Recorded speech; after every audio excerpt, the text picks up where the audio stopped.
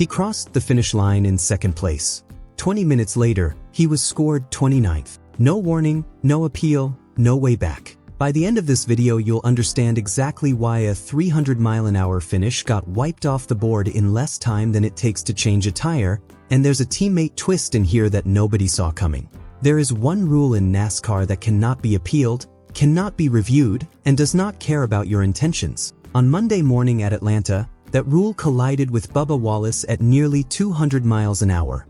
He crossed the line second. He left the track 29th. And the man who made the final call said it was all spelled out in the rule book. But Wallace says the data proves he did nothing wrong. This is the story of why both sides might actually be right. This was not a normal race. The Quaker State 400 at Atlanta Motor Speedway was scheduled for Sunday night, July 12, 2026, but it did not end Sunday night. Heavy rain and lightning stopped the race at lap 109, triggering a red flag that lasted more than 3 hours. The race didn't go back to green until after midnight, and the checkered flag didn't fly until just before 2 a.m. Monday morning. Most fans on the East Coast were asleep. They woke up to find out they'd missed one of the best finishes and biggest controversies of the entire 2026 season. Ryan Blaney, in the number 12 Team Penske Ford, dominated the night. He started on the pole, swept both stages, and led 171 of 263 laps. The most for a race winner at a drafting track since Richard Petty led 184 of 200 laps at the 1964 Daytona 500. It was Blaney's second win of the year and Ford's 750th Cup Series victory. But Bubba Wallace, in the number 23 Toyota for 23XI Racing, was quietly having one of his best nights of the season, running inside the top 5 for much of the second half and even leading 11 laps himself. Then came the first costly moment. At the end of Stage 2, Wallace threw an aggressive block on his own teammate, Gibbs. Wallace slid down the track, Gibbs couldn't slow in time, and the contact sent Wallace spinning off turn 4, costing him stage points. He fought back into the lead pack anyway, setting up a finish nobody would forget. The race went into overtime. On the white flag lap, Carson Hocevar led in the number 77 Chevrolet, with Blaney second and Wallace third. Down the backstretch, everything exploded. Blaney got pushed to the outside, and Wallace saw a gap on the inside. He dove to the bottom of the track, and his car dipped below the double yellow line, the boundary separating the racing surface from the apron. He popped back above it, and suddenly 3 cars were racing side by side for the win. Through turns 3 and 4, Christopher Bell gave Blaney a massive shove from behind, and Blaney crossed the line first by just 0.068 seconds. Wallace crossed in second, 3 wide at the stripe. Blaney credited Wallace afterward, saying Bubba gave him a great push on the restart. They got hooked up, got a big run down the front stretch, and then Wallace went 3 wide on the bottom, setting up what he called a really cool finish, and he made sure to thank Christopher Bell too for the shove through 3 and 4. For Wallace, the celebration lasted about 30 seconds. NASCAR reviewed the tape and ruled that Wallace had advanced his position by going below the double yellow line, a violation of Rule 8.3.2. The rule says any car that goes below the line to improve its position will be black flagged. The penalty dropped Wallace from second all the way to 29th, the last car on the lead lap. Christopher Bell was promoted to second, Hocevar to third.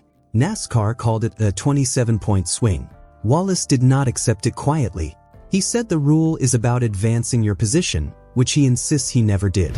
He said he stayed third, was hard on the brakes the entire time to make sure he didn't gain anything, and that the move should have carried him to the lead if he'd actually wanted the advantage. But it didn't, because he knew going below the line was wrong and backed off. He pointed straight to his team's telemetry data, insisting it shows him braking to give the position back, not gaining it. In his account, he was still third when Gibbs' car shoved him from behind in the final 50 yards, and that shove, not his own move, is what put him in second.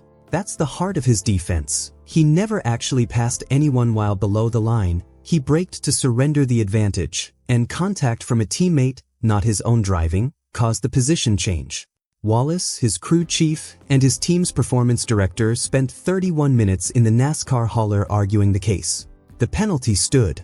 Wallace emerged and summed it up in 5 words: "A penalty is a penalty."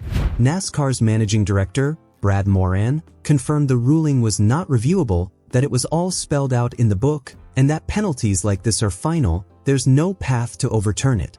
And then there's the Gibbs subplot, which turned this into a Toyota civil war. After the race, Gibbs and Wallace had a tense exchange. Wallace said Gibbs had a chance to give him room during their Stage 2 incident and didn't take it. Gibbs told him not to block. Wallace's response: "If you hit someone square in the bumper, you ran into them. The block was clean." Then came the line his bosses at Toyota won't love. Wallace said flatly that Toyota teammates just don't race very well together. The irony is hard to miss. The same Gibbs who spun Wallace out in Stage 2 is, by Wallace's own account, the same driver who shoved him into the position NASCAR then penalized him for. Wallace says he tried to give it back. A teammate made that impossible. But it's also not Gibbs' job to sacrifice his own race just so Wallace can hand a spot away. The rulebook has no mechanism for that scenario, which is exactly why this argument won't die. The stakes go beyond one wild night. Wallace entered the race 77 points above the playoff cut line and left with just 55. He now sits 13th in the standings, 298 points behind leader Denny Hamlin, who also happens to be his own team's co-owner.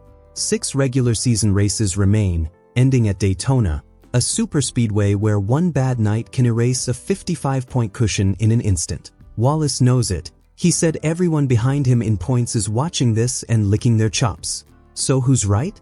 NASCAR's case is built on consistency. The yellow line rule exists for safety, and officials don't weigh intent, only whether a position changed. The replay shows Wallace's car emerging ahead of Josevar after running below the line, and Dale Earnhardt Jr. reportedly called the penalty live the moment it happened. Wallace's case rests on circumstance. He was braking to surrender the spot. He couldn't control a teammate's push in the final 50 yards, and a split-second reaction in 3-wide traffic at 2 a.m. isn't the same as a calculated dive in clean air. Fans split right down the middle. Some say a penalty is a penalty, no different from any other yellow line call all year. Others keep asking the same question. Can anyone actually point to the moment Wallace passed Josevar? Plenty more are just furious NASCAR restarted a race at midnight in the first place. Best case for Wallace. He strings together strong finishes, protects his cushion, and Atlanta becomes a forgotten speed bump. Worst case. The bubble tightens, Daytona delivers chaos, and this penalty becomes the moment everyone points to when explaining how the 23 team's season slipped away. Bubba Wallace says the data proves he did nothing wrong. NASCAR says the rulebook proves he did. They can't both be right. So what's your verdict? Was this a driver doing everything he could to give a position back, punished for a shove he never asked for? Or a calculated risk below the yellow line that finally caught up with him? Stay tuned for North Wilkesboro, where the Cup Series returns to that historic track for the first time in 30 years. Thank you so much for watching all the way to the end.